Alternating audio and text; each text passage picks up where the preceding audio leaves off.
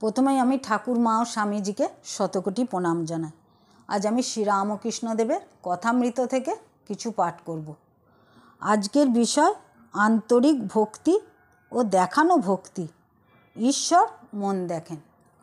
তব কথামৃতম তপ্ত জীবনম কবিভিরিতম কলমশাপহম শ্রবণমঙ্গলম শ্রীমদাততম ভুবি গৃহ্ণন্তি যে ভুরিদা জনাহ।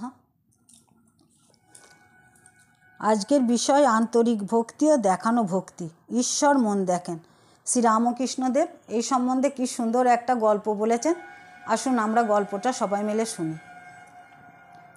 ঠাকুর বলছেন, যেমন ভাব তার তেমনি লাভ। দুজন বন্ধু পথে যাচ্ছে। এক জায়গায় ভাগবত পাঠ হচ্ছিল। একজন বন্ধু বললে, এসো ভাই একটু ভাগবত শুনি। আর একজন একটু উঁকি মেরে দেখল। তারপর সে সেখান থেকে চলে গিয়ে বেশ্যালয়ে গেল। সেখানে খানিকক্ষণ পরে তার মনে বড় বিরক্তি এলো। সে আপনা আপনি বলতে লাগলো, ধিক আমাকে, আমার বন্ধু কি সুন্দর সেখানে হরিকথা শুনছে, আর আমি কোথায় পড়ে আছি। এদিকে যে ভাগবত শুনছে তারও ধিক্কার হয়েছে। সে বলছে, ইস আমি কি বোকা, কি ব্যার ব্যার করে বকছে, আর আমি এখানে বসে আছি। বন্ধু আমার কেমন আমোদ আহ্লাদ করছে।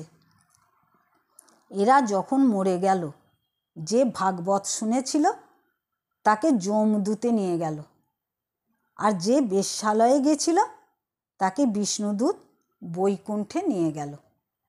ভগবান মন দেখেন।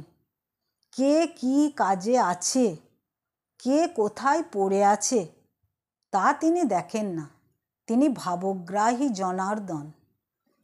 কর্তাভজারা মন্ত্র দিবার সময় বলে, এখন মন তোর, অর্থাৎ এখন সব তোর মনের উপর নির্ভর করছে।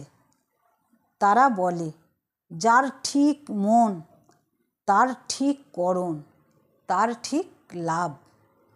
মনের গুণে হনুমান সমুদ্র পার হয়ে গেল। আমি রামের দাস, আমি রাম নাম করেছি, আমি কি না পারি, এই বিশ্বাস। আজ এই পর্যন্ত।